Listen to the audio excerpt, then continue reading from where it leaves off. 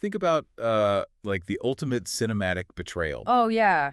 The classic backstab. Exactly. The trusted right-hand man, the loyal confidant, who suddenly, in just shockingly, stabs the hero in the back right when the pressure hits its absolute peak. It's the worst feeling. It is. And we all watch those scenes from the comfort of our couches, just shaking our heads, entirely convinced that, well, if we were in that position, we would hold the line. Oh, absolutely. We'd never fold. Right, we'd never fold.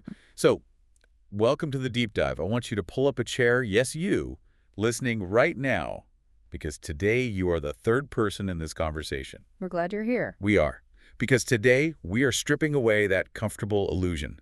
We're looking at what actually happens when our stated convictions collide with real-world consequences. And we are dissecting one of history's most infamous failures to do this, using just a truly remarkable source. Yeah, it's powerful. It really is. We're exploring a sermon titled Mirror Peter's Denial, which was originally delivered on Palm Sunday by Reverend Dr. Angela B. Martin. Pastor Martin. Right. And what elevates this material from just a standard historical retrospective is that Pastor Martin absolutely refuses to let the audience observe the event from a safe distance. She doesn't let you off the hook. Not at all. She essentially weaponizes the narrative. Yeah. She turns it into this intense psychological mirror for modern audiences, really forcing us to examine the terrifyingly fragile nature of human loyalty. So the central mission for our deep dives today is to unpack that exact psychological deconstruction. We're looking at the Apostle Peter. Yep, the big one. We have to figure out how someone goes from abandoning their entire livelihood for a spiritual calling to completely denying they ever even knew the person leading it and doing all of that in the span of just a few hours. It's a massive collapse. It is. But to understand a collapse of that magnitude, we really need to look at the psychological framework Dr. Martin built leading up to this specific moment, right? Because she spent weeks setting the stage before even bringing Peter into the conversation. She did, yeah. And that buildup is crucial. Because Peter is the final, the most devastating mirror in a series of reflections. He's the culmination. Exactly. Yeah. Dr. Martin spent the earlier parts of her Lenten series really examining the external defense mechanisms we use to avoid looking at our true selves. The stuff we hide behind. Right. So she started with the wallet. Using the biblical story of the rich young ruler, she explored how financial success and status basically function as a shield. Like an insulator. Yeah, exactly. I mean, the world tells us that wealth is a blessing, right? Yeah. But Dr. Martin points out that money often creates this really dangerous illusion of self-sufficiency. It does. It becomes an idol. Yeah. One that insulates us from needing a deeper, more vulnerable connection with our faith or even with other people. Because money allows you to buy your way out of discomfort. Yes, 100%. Like if you could just write a check to solve a problem, you never have to actually face the emotional or the spiritual reality of that problem. They just bypass it completely. Right. But what happens when money isn't enough to quiet that internal anxiety? Dr. Martin doesn't just stop at the wallet, does she? No, she moves straight to the calendar. Oh, the calendar. Yep. If we can't buy our way to peace, we try to outrun our demons through productivity. We've all been there. Oh, for sure. She uses the story of Martha in the kitchen to illustrate how, busyness operates as a functional savior in modern society. We just pack our schedules so tightly that we don't have a single quiet moment to sit with ourselves. I really want you listening to think about your own calendar for a second. How often do you listen to a podcast, answer emails, and, scroll through your phone simultaneously just to avoid 10 minutes of actual silence? It's terrifying to be alone with your thoughts. It is. We use exhaustion as a badge of honor. A packed schedule is the perfect excuse to avoid, say, a failing marriage or a crisis of faith or even just a deep-seated fear of inadequacy. If you are always moving, you never have to look in the mirror. Right. That constant motion is just a brilliant avoidance tactic. It really is. But when both the wallet and the calendar fail to provide ultimate meaning, Dr. Martin argues we turn to the sneakiest idol of them all. Which is? The resume. She examines the Pharisee and the tax collector to really expose the danger of self-righteous, religious, or moral performance. Oh, wow. The moral resume. Yeah, this is the defense mechanism where we do all the quote-unquote right things. We donate to charity, we show up to the community meetings, we make sure to voice the correct opinions I online. curate our image. Exactly. And we use that moral resume to cast judgment on everyone else while remaining entirely blind to our own deep flaws. So we're essentially peeling an onion here. That's a great way to put it. Yeah, Dr. Martin starts with the outermost layers. Mm-hmm. How we spend our money, how we manage our time, how we perform our daily moral habits. All the external stuff. Right, all external. But this final layer, Peter, it completely bypasses everything we possess and everything we do. It goes right to the core. It does. Peter forces us to look at who we actually are, our core identity, when all those external shields are stripped away, and when our beliefs suddenly carry a lethal cost. And to feel the full weight of that core identity shattering, Dr. Martin insists we have to discard any notion that Peter was just some weak, uneducated tag-along who just got spooked. Right, he wasn't just some random guy in the crowd. Not at all. We have to reckon with his immense background, his conviction, and just his unparalleled spiritual privilege. He's a gritty blue-collar fisherman, right? He was, and Pastor Martin uses a fantastic modern analogy to really ground this for us. She tells us, don't picture a guy standing on a shore with a little fishing pole. It wasn't a hobby. Right. Picture a modern family-run landscaping or construction business. Oh, wow. That completely reframes the entire economic reality of his life. Doesn't this? Yeah, we're talking about a heavy machinery, payroll, massive overhead. Exactly. The boat was essentially his commercial truck. The nets were his expensive power tools, which, by the way, required constant maintenance. Right, patching nets all day. Yeah. Plus, he faced heavy taxes from Rome, licensing fees, and just the daily physical toll of dangerous night labor. He was a small business owner carrying the weight of his entire family's survival. In an industry where, one bad storm or one torn net could mean total economic ruin. Exactly. And the day he walked away from that business to follow Jesus, it wasn't a Tuesday when the fishing was terrible and he just needed an escape. That's a crucial point. It is. Dr. Martin emphasizes that Jesus called him right after the greatest, most lucrative catch of his entire career. He had just hit the jackpot. Literally, the boats were sinking with fish, and he left it. He walked away from the ultimate payout without a second of hesitation. That is definitely not the behavior of an impulsive, flighty person. No. That is a man who possessed an ironclad conviction that what Jesus was offering was worth infinitely more than his own financial security. And that staggering level of conviction granted him access that literally no one else had. The ultimate insider. Right. Peter was the insider. He didn't just hear the stories secondhand. He was in the front row for the feeding of the 5,000. He was the one who physically stepped out of the boat and walked on water. Yeah.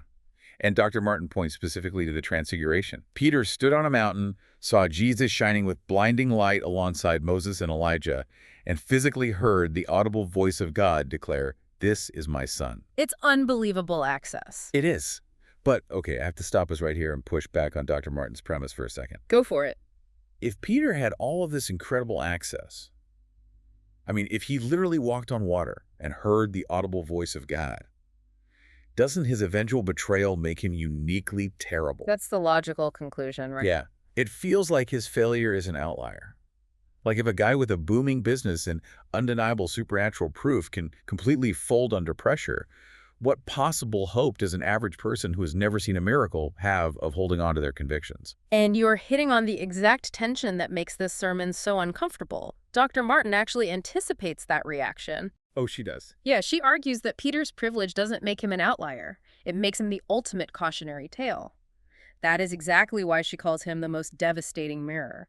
Wow, okay. Because if the strongest, most certain, most spiritually privileged disciple can collapse so spectacularly, it demolishes any arrogance we might harbor about our own strength. It removes all our excuses. Completely. It proves that human willpower alone, even when backed by incredible experiences, is entirely insufficient when the pressure reaches a breaking point. So we aren't supposed to look at Peter and say, how could he? No. We're supposed to look at him and realize, if he fell, I am incredibly vulnerable. Exactly the point of the mirror. And to really help us understand our own vulnerability, Dr. Martin breaks down the anatomy of his downward spiral. Because it doesn't happen all at once. Right. A total collapse of faith or conviction doesn't happen in a single dramatic leap off a cliff.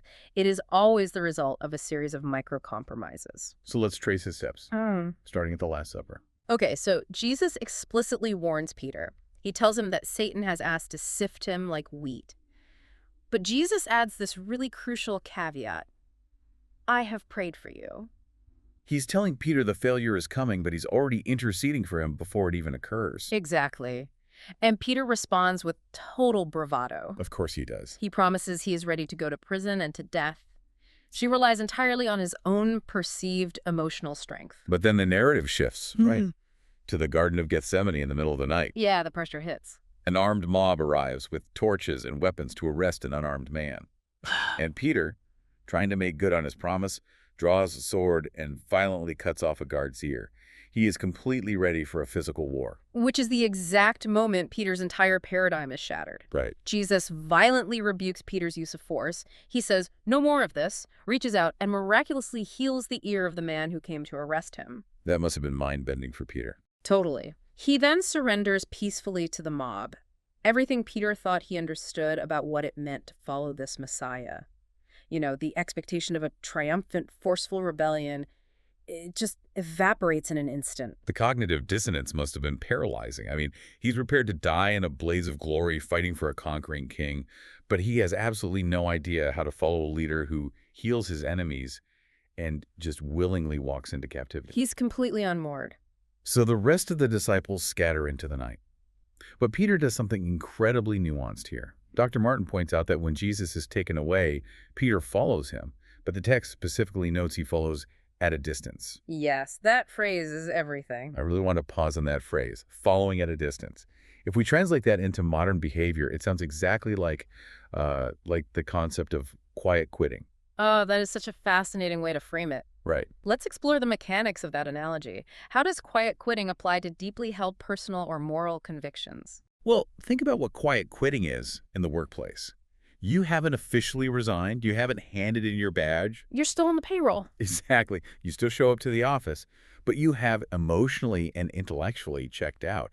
You do the absolute bare minimum to remain associated with the company, but you are no longer taking any risks. Yeah, I see. So in a moral context, following at a distance means you haven't formally abandoned your faith or your values, but you've backed away to a safe buffer zone where those values won't actually cost you anything. That is so profound. You remain physically present, but spiritually and emotionally, you have completely retreated. You're mitigating your risk. Right. You're mitigating risk while trying to preserve a shred of your identity. And Dr. Martin's sermon perfectly illustrates where that retreat ultimately leads. Where does it lead?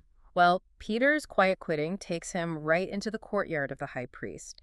It is freezing cold, he is exhausted, his worldview is in ruins, and he makes his next micro-compromise. He sits down by a fire, but he doesn't build his own fire. He sits down with the very temple guards who just arrested his leader. Oh, wow. Yeah, he seeks physical warmth, safety, and camouflage among his enemies. He decides that blending in and staying warm is more important than standing out and freezing. Exactly. He literally trades his core convictions for immediate comfort. And this prompts Dr. Martin to ask what I think is the most piercing question of the entire deep dive. She asks the listener, what is your fire? What a question. Right. What are the comforts you are actively trading for your convictions? Is your fire the approval of the people in the room? Just nodding along with whatever they say. Exactly. Or is it keeping the peace at the Thanksgiving dinner table when someone says something reprehensible? Oh, that's a tough one. Is your fire staying quiet during a meeting where an unethical decision is being made just so you don't lose your seat at a table you worked so hard to reach? I really want you to think about that for a second. What fire are you warming your hands by right now? Because sitting by that enemy fire is the catalyst for Peter's final collapse. The dominoes start falling fast. They do. The denials escalate with terrifying speed. He is trying to lay low, but a servant girl notices him in the flickering firelight. She points out that he was with Jesus, and Peter panics and lies. That's one. Shortly after, a bystander makes the same accusation. He lies again, but more forcefully. Two. Finally, a group in the courtyard recognizes his Galilean accent. The very way he speaks, his undeniable identity gives him away. And Peter absolutely loses his mind. He completely snaps. He begins calling down curses on himself, Yeah. swearing aggressively that he does not know the man. The same man who just hours earlier confidently stated he would gladly die for Jesus is now publicly screaming curses upon his own head to prove he has absolutely zero association with him. It's tragic. 3 times he is asked and 3 times he denies. The micro-compromises, the bravado, the violence, the distance, the fire, they have culminated in a total devastating denial. And the very second those curses leave his mouth, the rooster crows. The rooster crow. Which brings us to a detail that changes the trajectory of everything we've discussed today. It is a detail found only in the Gospel of Luke, and it is arguably the most stunning moment in Dr. Martin's entire sermon. It really is the turning point. The rooster crows. And at that exact moment, Jesus is bound, surrounded by guards, and being physically led through that very courtyard to face his trial. And Luke tells us that Jesus turns and looks straight at Peter. It is the absolute climax of the narrative. Yeah. And it completely shifts the theological and psychological tone of the message from harsh condemnation to just radical grace. How so? Well, Dr. Martin emphasizes a point that biblical scholars widely agree upon regarding this specific text. This was not a look of anger. No. It wasn't an "I told you so" glare of disappointment from a betrayed leader. It was a look of intense, overwhelming compassion and love. We really need to let the weight of that sink in. To me, receiving a look of pure love in that moment seems infinitely harder to bear than receiving a look of rage. Oh, absolutely. Because if Jesus had glared at him with anger, Peter could have gotten defensive. Right. He could justify himself. Right. He could have rationalized it, thought about how unfair the situation was, or argued back in his mind. But grace destroys all of your defenses. It shatters you. Because Jesus knew everything. He knew about the massive catch of fish Peter walked away from. He knew about the declaration on the mountain. He knew about the misplaced violence in the garden. Yeah, and he knew Peter had followed at a safe distance, warmed himself at the enemy's fire, and just screamed curses to save his own skin. Jesus saw the absolute ugliest, most cowardly version of Peter in that exact frozen moment. And knowing all of it, Jesus still chose to turn toward him, not away from him. What does a human being even do with that kind of exposure? It breaks you. The text says Peter goes outside and weeps bitterly. Dr. Martin describes this not just as sadness, but as the visceral weeping of a man whose self-reliance has been entirely decimated. The mirror finally broke. Exactly. He looked into the ultimate mirror of his own actions and saw a coward, but the person he betrayed looked back at him and saw someone worth loving. How jarring must it be to receive absolute compassion in the exact second you realize you deserve complete rejection? That paradox right there of human failure and divine grace brings Dr. Martin to the context of the day she delivered this sermon, Palm Sunday. Right. The timing is so important. She draws a profound connection between Peter's behavior and the behavior of the crowd in Jerusalem. On Palm Sunday, the streets were lined with people cheering Hosanna as Jesus rode into the city. Everyone was celebrating. They waved palm branches and celebrated him when the atmosphere was festive, when everyone else was doing it, and crucially, when it cost them absolute nothing to participate. But by Friday morning, that exact same crowd, standing in the exact same city, is screaming for his crucifixion. Exactly. And Dr. Martin argues that Peter's mirror is the crowd's mirror, which means it is also our mirror. That's hard to hear. It is. But human nature dictates that we will enthusiastically celebrate our faith, our morals, and our values when doing so requires no sacrifice. We will wear the symbols, post the quotes online, say all the right things when we're surrounded by people who agree with us. Sure, it's easy then. But the moment those values carry a tangible cost, when standing by our convictions might cost us a promotion or damage a relationship or invite public ridicule, we mirror the Friday crowd. We go quiet. We deny. We do. We find out very quickly what our Hosanna is actually worth when the bill comes due.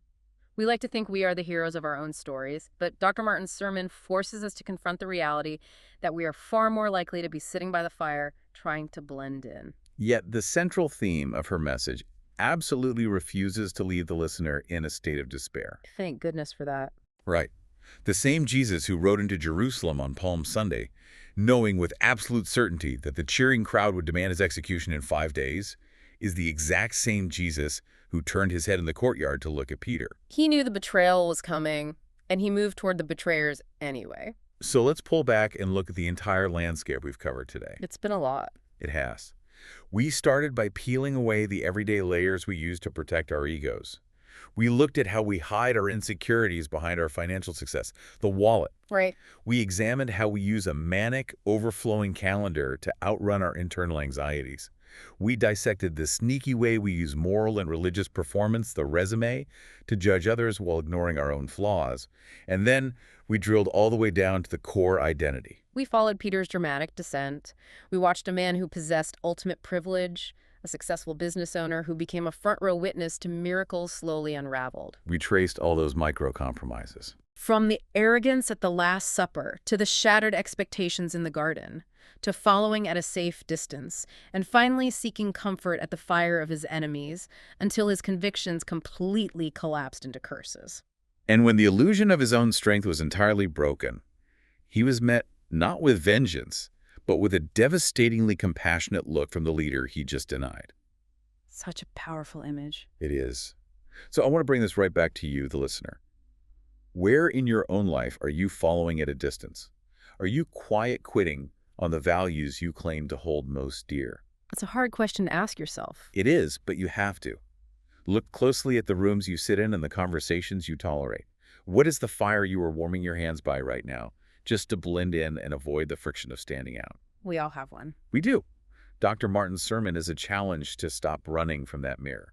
We have to face our own reflections honestly, admit our cowardice, and be willing to receive the exact same look of grace that Peter received in the courtyard. To close our time together, I want to leave you with one final, fascinating thought to mull over that builds directly on the text we've explored. Oh, I'd love to hear it. Think back to the Last Supper, before any of the violence or the denials took place. When Jesus told Peter that Satan wanted to sift him, he followed it up with a very specific command. What was it? Jesus said, "I have prayed for you, and when you have turned back, strengthen your brothers." Notice the phrasing there. He didn't say, if you turn back, or if you figure this out. He said, when. Wow. He spoke about the recovery as an absolute certainty before the failure even happened. Which implies something profound about the nature of human failure. Jesus knew that Peter's collapse wasn't just an unfortunate accident. It was a necessary prerequisite for his future. Oh, that's incredibly hopeful. Isn't it? Before Peter could truly lead anyone, his dangerous self-reliance had to be completely dismantled. What if our own most devastating failures? The moments when our pride is shattered, our hypocrisy is exposed, and we finally see our true, unvarnished reflection in the mirror. Well, what if they aren't the end of our story? What if they're just the beginning? Exactly. What if those painful, humiliating moments are the exact necessary preparation we require to actually understand grace, let go of our egos, and meaningfully help the people around us? That completely flips the script on how we view our lowest moments. What if the shattered mirror isn't a disqualification, but the very beginning of your actual purpose? Keep thinking about the fires you sit by, keep looking honestly in the mirror, and we will catch you on the next deep dive.